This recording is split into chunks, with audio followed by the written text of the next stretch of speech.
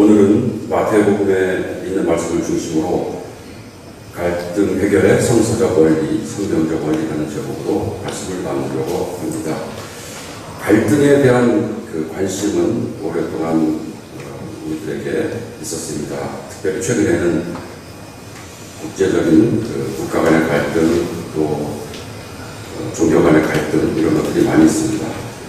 어떤 사회학자는 갈등이 사회학에서 가장 중요한 고려 요소라고 생각하면서 갈등에 대한 연구를 통해서 인간 사회의 특성을 파악할 수 있다고 이야기하기도 합니다. 또 가정 상담이든지 혹은 법률의 영역 안에서 갈등을 해결하는 것은 굉장히 중요한 문제입니다. 화해와 조정이 어느 때보다도 필요하고 그것들을 위한 전문가들이 많이 있고 전문 영역에서 활동하고 있습니다.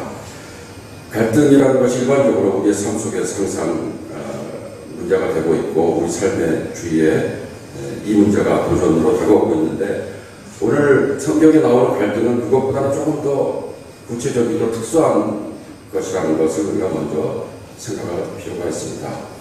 예수님께서 오늘 갈등에 대한 이야기를 하실 때 그 배경은 바로 예수를 믿는 기독교인의 공동체입니다. 교회입니다. 조금 더 구체적으로 살펴보면 우리가 두 가지 차원에서 생각을 해볼 수 있는데요. 첫 번째로는 오늘 본문에 직접적으로 나오는 것처럼 예수님과 예수님의 제자들, 예수님 당시에 예수님을 따라다니던 사람들, 그 사람들로 이루어진 공동체 안에서 생긴 갈등에 관한 것입니다. 조금 더 우리가 폭넓게 생각해 본다면은 이 본문을 포함하고 있는 마태복음, 그 마태복음의 배경이 되는 마태 신앙 공동체를 우리가 생각해 볼 수 있습니다. 예수님께서 돌아가시고 수십 년 후에 마태복음에 있는 내용을 중심으로 신앙생활을 하고 있었던 마태 공동체를 생각해 볼 수 있습니다. 그들이 교회 생활을 하는 가운데 어떤 갈등이 생긴다면 어떻게 그 갈등을 해결할 것인가 라는 문제를 오늘 본문이 다루고 있습니다. 오늘날 교회에도 갈등이 없는 교회가 없겠죠. 교회 안에서 갈등이 있을 때 대체로 어떤 식으로 문제가 해결이 됩니까? 많은 경우에는 내분도 있고 또 심지어는 공권력까지 개입이 되는 경우도 있지만은 대부분의 경우는 교인들이 교회 안에서 어떤 갈등을 겪다가 그 문제가 해결되지 않으면은 교회를 떠나는 거가 대부분의 해결 방식인 것 같아요. 다른 교회 찾아가면 되니까. 그런데 마태 공동체와 같은 당시의 상황에서는 사실은 그 지역의 교회가 여러 군데 있어서 내가 이 교회를 갈 수도 있고 저 교회를 갈 수도 있고 그런 상황이 아니었죠. 어느 지역에 살고 있는데 기독교인이 되었다고 하면은 그 지역에서 유일한 대안적인 공동체, 교회에 이루어져서 생활을 하는 것이었습니다.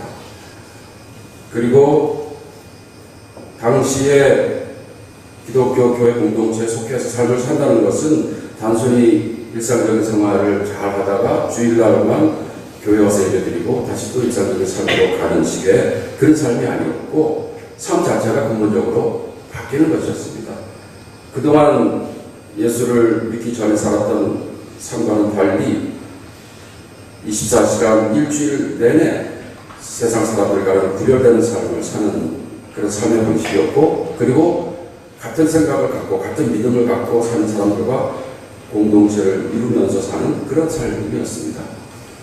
그러니까 교회 안에서 어떤 갈등이 있을 때 오늘과 같은 상황에서는 쉽게 갈등을 회피하고 외면하고 또 다른 교회를 찾아갈 수 있겠지만은 당시의 상황에서는 그것이 가능하지 않았죠. 만약에 갈등 때문에 교회를 떠난다면 그것은 신앙을 떠나는 것과 마찬가지였습니다. 그렇기 때문에 교회 안의 갈등의 문제를 당시에는 더 심각하게 다룰 수밖에 없었다는 것을 우리가 기억을 할 필요가 있습니다. 쉽게 말하면은 교회는 가정과 같은 공동체다라는 생각을 우리가 잊으면 안 되겠습니다. 공동체 안에서의 갈등의 문제는 어떤 직장이나 사회나 국가에서의 갈등의 문제와는 다른 차원이라는 것이죠. 교회 안에서의 갈등의 문제는 마치 우리의 가정 안에서 갈등의 문제가 생기는 것과 같은 식으로 대처해야 한다는 것입니다. 어떻게 보면 이것이 우리가 갈등의 문제를 생각할 때 가장 명심해야 될 중요한 원칙이라고 생각이 됩니다. 아마 그런 생각만 한다고 해도 많은 점에 있어서 우리가 갈등의 문제를 어떤 방식으로 어떤 방향을 갖고 생각을 해야 되겠다라는 그 뜻을 우리가 새길 수 있을 것 같습니다. 바로 초대교회 공동체는 다른 공동체 혹은 다른 사회와는 다른 굉장히 수준 높은 윤리를 갖고 있었고 또 서로에 대한 예의라든가 또 서로를 존중하고 사랑하는 그 방식이 세상 사람들이 볼 때는 굉장히 수준이 높았습니다. 예수님께서는 제자들에게 너희가 서로 사랑하여라. 너희가 서로 사랑하면 이로써 세상 사람들이 너희가 내 제자인 줄을 알리라 이렇게 말씀을 하시지 않았습니까?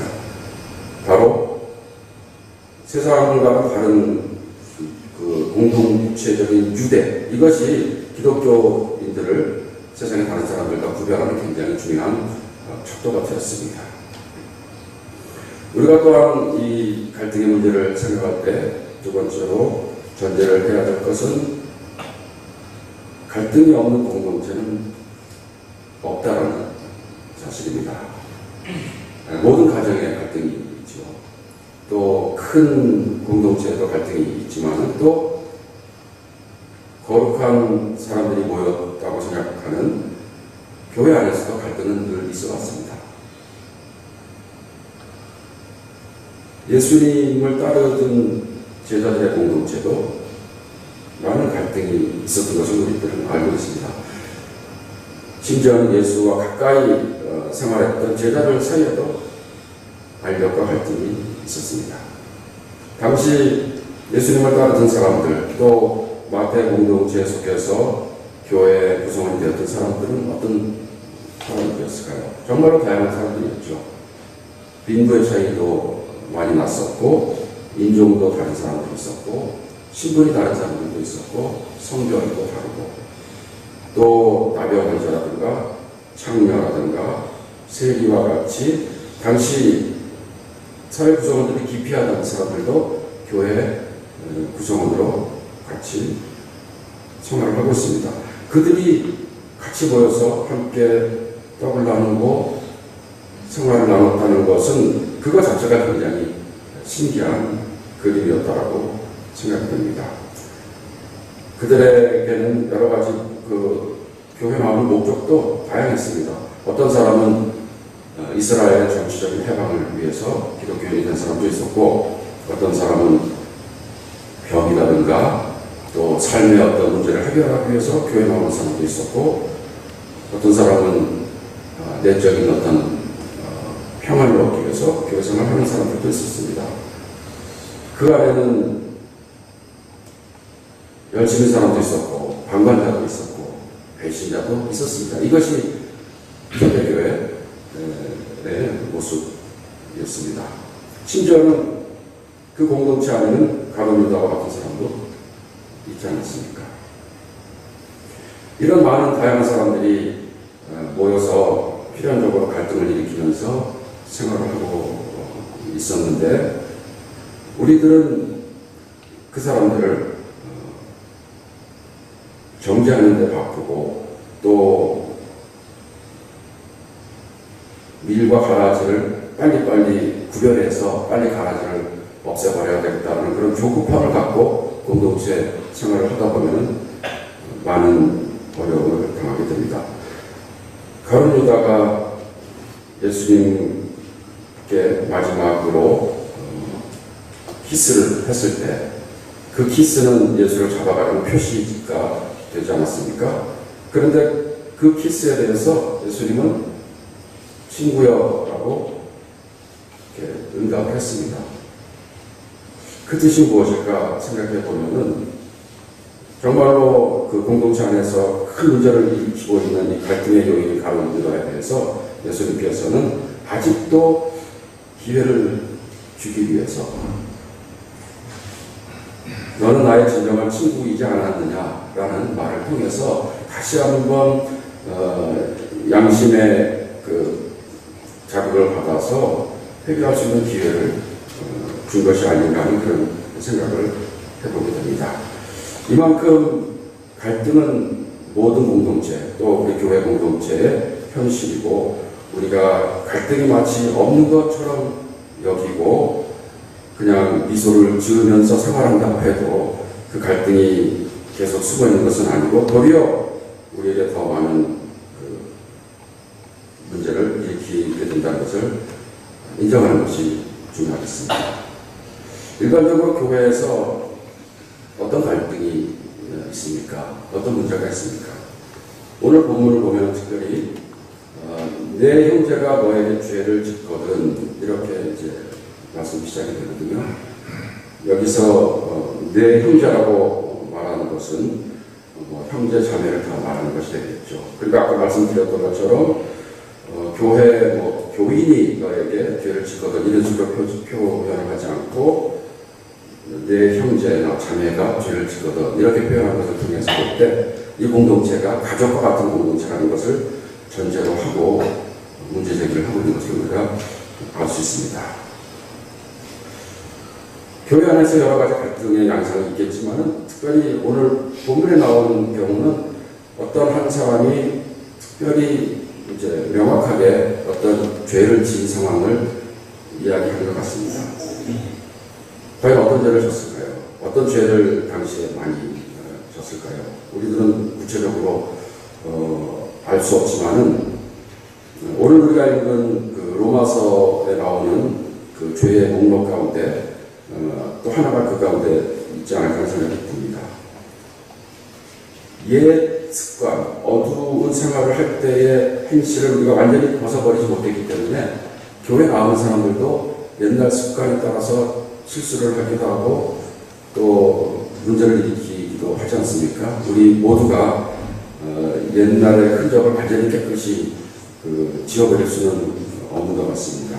그래서 우리는 어둠의 행실을 벗어버리고 빛의 갑옷을 입으면서 삶을 살아야 하는데 그렇지 못한 경우가 드러나는 것이죠.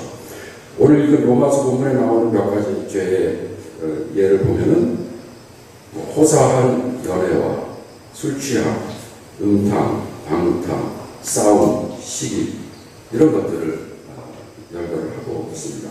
아마 당시 로마의 교회에서도 이런 문제들이 교회에서 어떤 그 갈등을 일으키는 요인이 되지 않았는가 하는 생각을 하게 됩니다. 또 우리가 보편적으로 생각할 수 있는 그 10계명에 나오는 그 계명을 어기는 것 그런 것들도 우리가 죄를 짓는 것으로 생각을 해볼 수가 있습니다.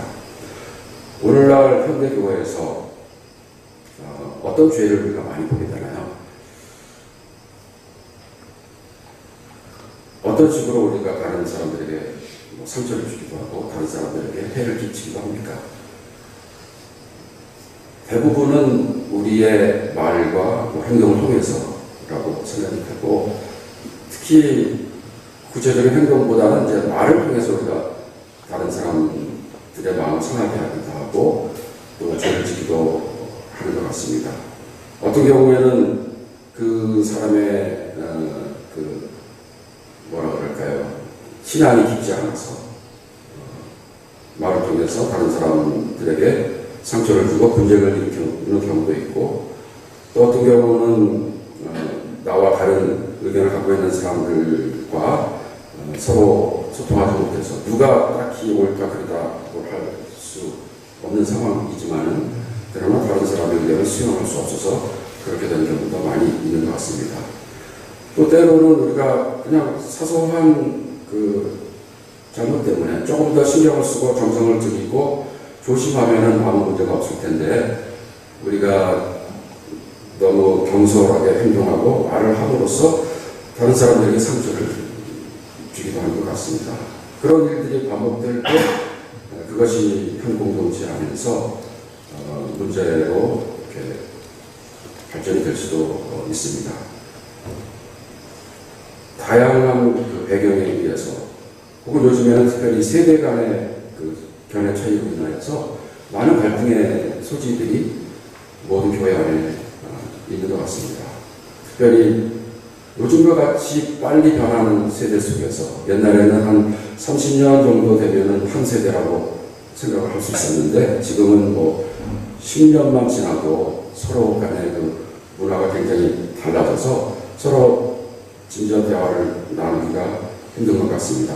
각 세대가 생각하는 어떤 이상적인 목표라든가 이상적인 그 행동 양식에 대해서 서로 간의 의견의 차이가 있으면서 갈등이 생기기도 합니다. 그런 경우에 우리가 아까 말씀드린 것처럼 갈등은 자연스러운 것이고 이렇게 다양한 사람들이 모여있기 때문에 우리가 갈등에 직면할 수밖에 없다는 것을 인정하는 것이 무엇보다도 중요합니다. 오늘 성경 본문에는 특별히 그러한 면이 나와 있는 것 같습니다. 갈등이 있을 때 방관하지 말고 마치 갈등이 없는 것처럼 가정하지 않는 것이죠. 속으로는 부글부글 끓으면서 겉으로는 미소를 띄우면서 아무 일이 없는 것처럼 사람을 대하지 말라라는 것입니다. 어떻게 보면 굉장히 세련된 현대인들에게는 갈등에 대응하는 가장 흔한 방법이 이것 같아요. 갈등이 있을 때 그냥 덮어두고 나는 그 갈등에 의해서 영향을 받지 않는다는 식으로 미소를 띄우면서 그냥 일상적으로 생활을 하는 것이죠. 그게 우리들에게는 가장 편한 대응 방법일지 모르겠습니다. 특히 발달된 문명에 속한 사람일수록 사실 그런 것들이 굉장히 많지 않습니까? 겉으로 볼 때는 저 사람이 화가 났는지 어떤 나에 대해서 악감정을 갖고 있는지 모를 때가 굉장히 많이 있습니다. 굉장히 나이스하고 굉장히 아주 예의 바르게 인간관계를 맺는 것 같은데 나중에 보니까 그 안에서 칼을 하고 있었다. 이런 경우도 우리가 보게 됩니다. 오늘 성경 그 본문의 맨 앞에 내 형제가 죄를 짓거든 단둘이 있는 자리에서 그에게 충고하여 이렇게 시작을 합니다.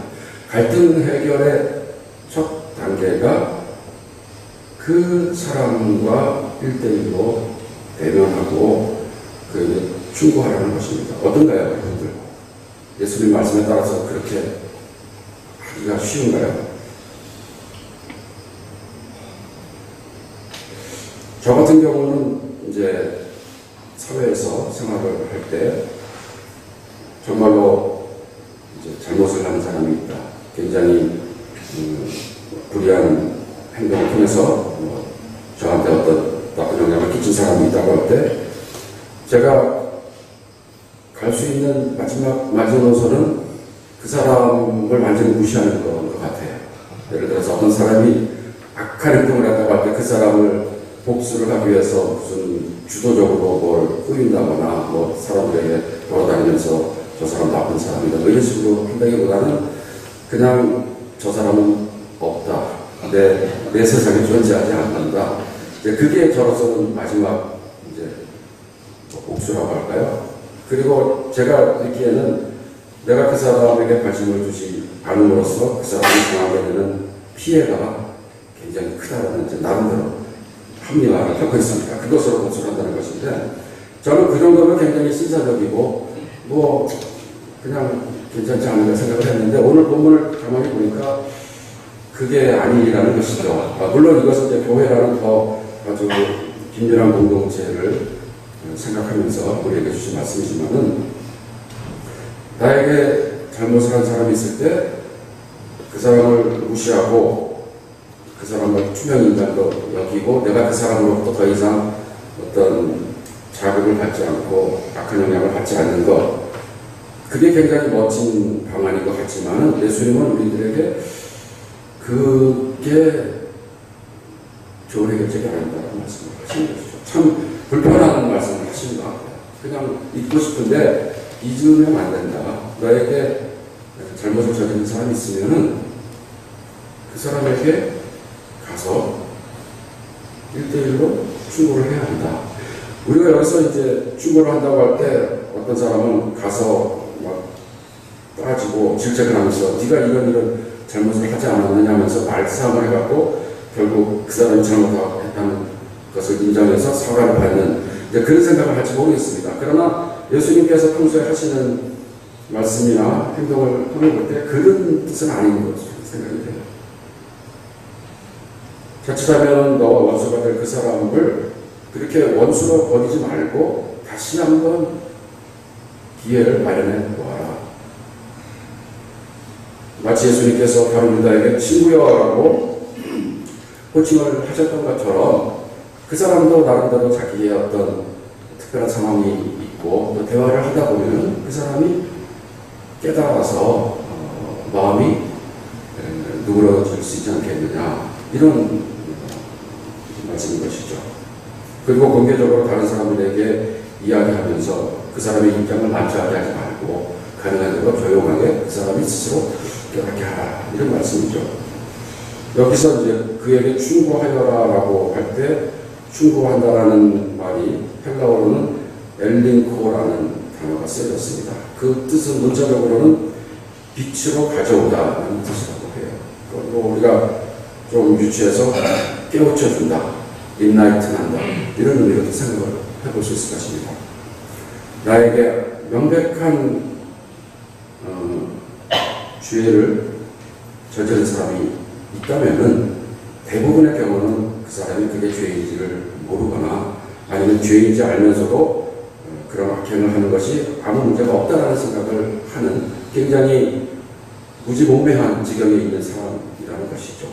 그래서 내가 더욱더 확실하게 내가 잘못이었고 저 사람이 진짜 지금 잘못하고 있다는 생각이 든다면은 그 사람을 내치지 말고 버리지 말고 그 사람을 대면하고 직면해서 그 사람에게 기회를 주라고 하는 것이 예수님의 첫 번째 충고입니다.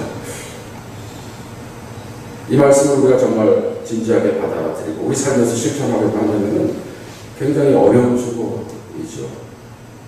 우리는 일상적으로 얼마나 많이 회피를 했습니까? 그러나 예수님께서는 우리에게 그 사람을 징명해서 그 문제에 대해서 직접적으로 이야기를 나눈다라고 이제 말씀을 하고 있습니다.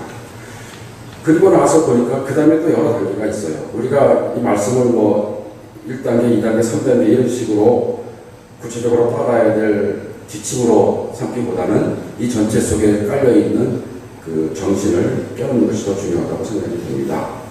만약에 그렇게 해서 그 형제나 그 자매가 그 충고를 듣고 마음을 돌이키면은 너는 그 형제를 얻은 것이다 이렇게 말씀을 합니다.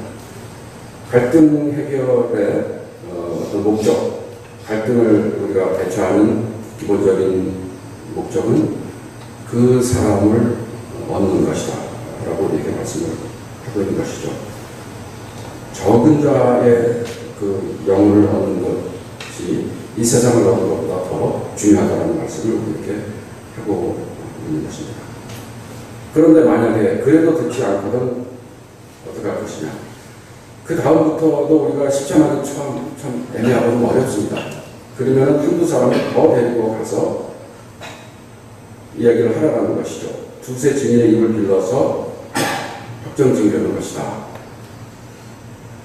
어떤가요? 이것도 정말 힘들지 않습니까? 정말 뭐 누구를 데려가야 될지, 뭐 그러면 뭐 내 편만 데려가면 그리고 저 사람은 또 자기 나름대로 뭐 발본이 있을 것이고 그러다 보면 뭐 패스하는 것 같기도 하고 그리고 또 그게 안 되면은 이제는 교회에다 공개적으로 말을 해서 교회적인 차원에서 대응을 해야 한다는 이야기를 합니다. 이것도 더 어렵습니다.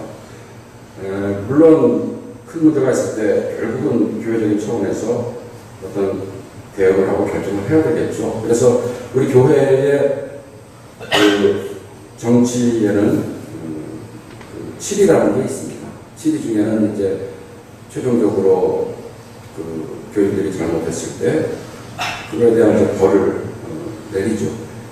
옛날의 중세시대에는 교회의 7위가 황제의 어떤 통치보다도 더 중요한 의미를 갖고 있었습니다. 우리가 잘 아는 대로 카노사의 불효이라는 사건에서 교황이 황제를 7위를 해서 세례를 받을 수 있는 권리를 박탈을 했습니다. 그런 그 징계는 당시에 어떻게 보면 가장 심한 징계였다고 볼 수 있을 것 같아요. 그래서 황제가 눈 오는 추운 날 눈 속에서 무릎을 꿇고 그 교황에게 용서를 구해서 결국은 사면이 된 경우가 있습니다. 교회도 이제 사안이 중요할 때는 분명히 치료를 해야 되고 또 교회를 넘어서는 교단이라든가 또 총회 차원에서 그런 그 질서를 유지하기 위한 시스템이 있습니다. 그래서 그런 단계가 다 이제 있지만은 우리가 이 본문을 잘못 이해하다 보면은 어떤 사람이 잘못을 저질렀을 때 이런 법적인 절차를 밟아서 그 사람을 뭐 처리하라 이런 식으로 오해할 수가 있는 것 같아요. 그런데 본문을 가만히 보면은 어떤 사람이 잘못했을 때 그 사람을 굉장히 정성스럽게 성의를 다해서 사력 있고 세심한 배려를 통하여서 그 문제를 대처하라는 뜻으로 우리가 생각해 볼 수 있습니다. 단숨에 결론을 내지 말고 또 뭐 갑자기 공개하지 말고 차근차근 그 사람에게 깨달을 수 있는 기회를 주라는 것이죠. 그래서 굉장히 그 화해를 적극적으로 또 굉장히 주도 면밀하게 만들기 위해서 노력을 하라. 이것이 예수님께서 우리에게 주는 핵심적인 말씀입니다. 평화를 이루는 자는 복이 있다라고 예수님께서 말씀하셨는데 우리의 삶 속에서도 교회의 삶 세계에서도 평화를 이루라는 것이죠. 그리고 나서 맨 마지막 단계가 교회의 말조차 듣지 않거든 그를 이방 사람이나 세리와 같이 여겨라 이렇게 말씀을 하고 있습니다. 이방 사람이나 세리와 같이 여기라는 것이 이게 무슨 뜻인지도 굉장히 또 애매하죠. 당시 이스라엘 사람들은 이방 사람이나 세리는 사람처럼 여기지 않았습니다. 자기들 중에 하나로 여기지 않고 그야말로 투영인간처럼 여겼던 것이죠.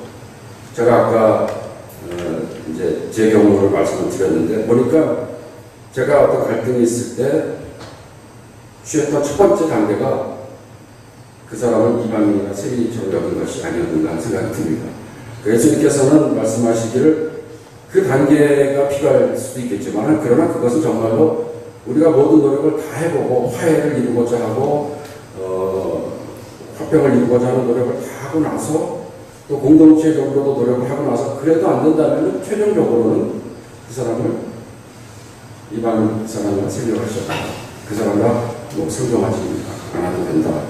그런 말씀인데 우리들은 그 맨 마지막 수단을 우선적으로 해나가고 그리고 우리가 많이 참았다. 굉장히 신사적이다. 갈등에 대해서 우리가 굉장히 세련되게 대응한다. 이런 생각을 하고 있는 것 같습니다. 그러니까 세상의 기준으로 보면은 복수하지 않고 그 사람을 뭐 해코지 하지 않고 그냥 그 사람과 관계를 끊고 나의 삶에 충실하는 것은 굉장히 수준 높은 윤리라고 여겨집니다. 그러나 예수님께서는 우리들에게 그거는 마지막 수단이다. 그거에 앞서서 그 사람의 영혼을 사랑하고 그 사람이 깨닫게 하기 위해서 그 사람과 대화를 하라 이렇게 우리에게 말씀을 하고 있는 것입니다. 참 예수님께서는 굉장히 아주 구체적이고 우리가 삶 속에서 실천하기 쉽지 않은 만만한 하지 않은 그런 지침을 우리에게 주고 계십니다. 예수님은 이런 말씀을 말로만 하신 것이 아니고 삶으로서 실천을 하셨습니다. 우리는 가족 안에서도 혹은 교회 안에서도 이와 같이 갈등의 문제를 해결하는 게 힘든데 예수님은 온 세상에 대해서 죄악된 세상에 대해서도 같은 마음을 갖고 끝까지 그 영혼을 살리려는 생각을 갖고 기회를 주면서 우리들을 용서하시려고 세상을 품으시려고 노력을 하셨습니다. 마지막 대책인 이방 사람이나 세계와 같이 여긴다는 것도 우리가 감정적으로 그 사람과 절연하라라고 말하기는 힘든 것 같습니다. 다시 돌아올 수 있는 기회가 있는 사람으로 여기라는 것이죠. 왜냐하면 예수님은 끊임없이 이방 사람이나 세계를 무시하지 말고 차별하지 말고 그대로 받아들이라고 말씀을 하기 때문입니다. 잠시 우리의 그 내부 그룹에서는 떨어진다 할지라도 여전히 그 사람도 다시 돌아올 수 있는 가능성이 있는 이를 약으로서 생각을 하라는 것이 예수님께서 우리에게 하시는 말씀입니다.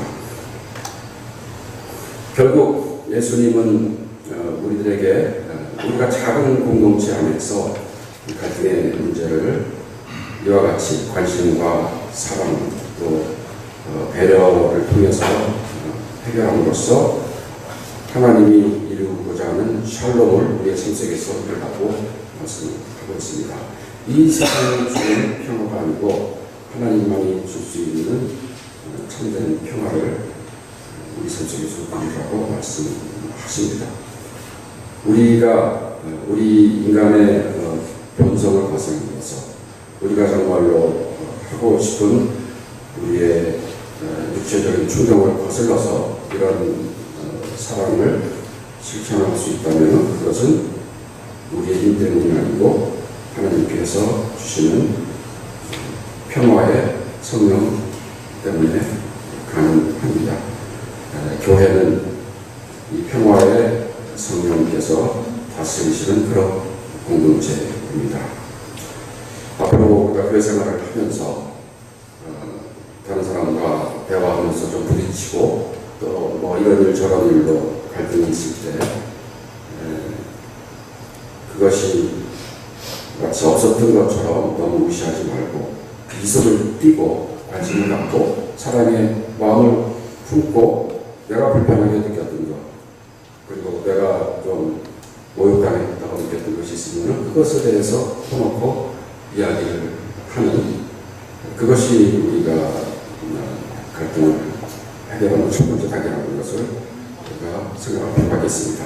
그리고 간혹 어떨 때는 내가 분명히 잘했고 다른 사람이 분명히 잘못한 경우도 있지만은 그러나 우리 모두는 죄악된 존재이고 죄인이기 때문에 나도 다른 사람이 볼 때 큰 죄를 저지르고 잘못을 저지러서 다른 형제자매가 상처를 받고 있을 수 있다는 생각을 갖고 하나님께 의존하면서 하나님의 사랑에 의존해서 서로 허물을 덮어주고 또 서로를 올바르게 세워주기 위해서 노력을 하는 우리 삶의 공동체가 되기를 간절하게 바랍니다.